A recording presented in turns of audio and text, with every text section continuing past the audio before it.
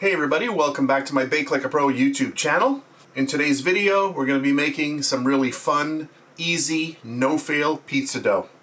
And this amount of dough will give you two nice medium to large pizzas. For my recipe today, I'm using 412 grams of pizza flour, and that is equal to 2 3/4 cups. And if you don't have pizza flour, you can use all-purpose flour or bread flour. 265 grams of cold water, that is equal to 1 cup and 1 tablespoon. 15 grams of olive oil, half an ounce. 1.5 grams of instant yeast, that is equal to about 1/4 to 1/3 of a teaspoon. And our last ingredient, 10 grams of salt, that is equal to 2 teaspoons. So those are the ingredients. Let's get started. For my recipe today, I'm using a spiral dough mixer. This is the ProBaker 5 Plus. If you want more information about this, a little unboxing, the first time that I made pizza dough in this, I'll put a link to it underneath this video in the description box and also in the comments section. I'm going to take all of my pizza flour and get that right in there.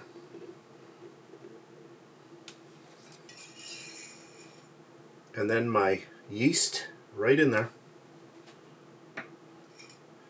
And then let's hide that yeast in all that flour. That's good. And then our salt, my olive oil, and I am going for a 65% hydration. And I'm also going to be doing a cold, slow, 48-hour ferment. So 48 hours rest time in the fridge. And then our last ingredient, the cold water. And why am I using cold water? Because this just keeps the overall dough temperature much lower than if you were using warm water. Because I don't want this acting up too quickly. We are going to be doing 48 hours in the fridge, so I don't want the yeast really starting to activate and, become alive too much. So that's why we use the cold water. I'll close down the safety cage and we'll get our mixer going. This mixer goes all the way up to 400 RPM. I'm going to run it at around number 3 on my little dial here, which is about 120 RPM. So I'm going to turn on the mixer. Right away you see a nice little light that is up inside the body here, illuminates your contents of your dough machine here. And then we're just going to get this going. I'm going to turn it up to about 3 and we'll let that go. And you can hear how quiet this machine is. So I'm going to let this go 14 minutes and then I'll come back. Alexa, set a timer for 14 minutes. Now. So here we go. That is my 14-minute timer, which has just elapsed. And you can see a really nice dough here. And if you look carefully on the top, you can see a little pumpkin pattern that is indicative of this type of mixer. So I'm going to remove the dough. That'll take me about a minute, and then I'll come back. I'm going to get a little water down here on my scale. That just helps with it not sticking. And we'll just scoop this up and get that on here. 697 grams. So super easy one today. All I'm going to do is split these two, this one, into 2 balls. So what did I say, 700? So about 350. So I need about 350. I'm just going to see what I've got here. That one there is smaller. 344. 351. 348. I'll just take a little bit off of this one. There we got 350. Yeah, 348. So pretty accurate. So I'm going to scoop these up. So here we've got our 2 dough balls. And while the mixer was going, I oiled 2 bowls right here.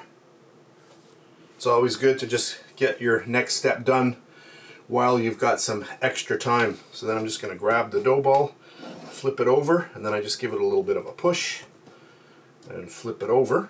If you've seen a bunch of my videos, you've seen me do this probably 100 times by now.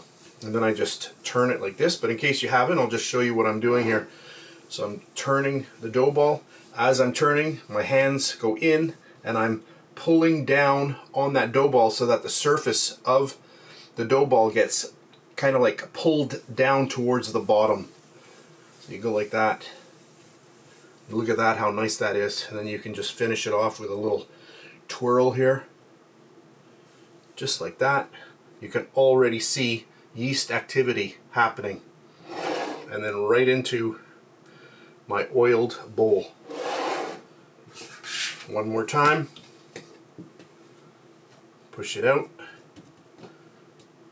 Flip it in. And then over. And then the same little technique with your hands. So you go in and turn.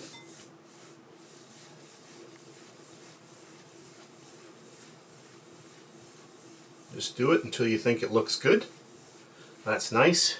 Give it a little bit of a roll. And then right into your oiled bowl.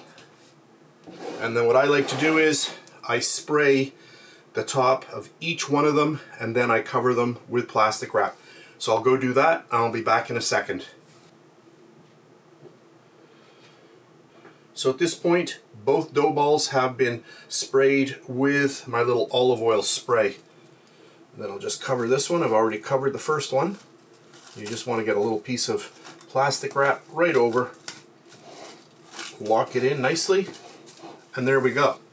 My work area is on the warm side, so I'm only leaving these on my counter for about 20 minutes. So I will actually put a timer on after I finish taping. 20 minutes they sit here, and then they go into the fridge for 48 hours. At that point, that night, I will be using the doughs. So the next time you see me will be a couple of days later, and you'll be able to see the great results I got with these 2 pizza doughs. Hey everybody, welcome back, and as promised, here are some photos from the 2 pizzas that I made the other day. As you can see, amazing results. I'm super happy with the pizzas that I created with those 2 pizza doughs. Both my pizzas were baked at 700 degrees Fahrenheit, and that is 371 degrees Celsius. And total bake time for both of my pizzas was around 3 minutes. So that's it for this really fun video. I hope you enjoyed it and you can see just how easy it is to make pizza dough at home. I appreciate that not everybody has a pizza oven at home, but you can take this recipe and make amazing pizza in your regular kitchen oven. You want to crank it up to its maximum, which is usually 550 degrees Fahrenheit, and that's about 288 degrees Celsius. And you're going to do the pizzas for about 6 to 8 minutes. And you're going to see you're going to have amazing results. So that's it for this video. I hope you enjoyed it. If you did, please give me a thumbs up, subscribe if you wish. And if you're on Facebook, I'm also over there at BakeLikeAPro.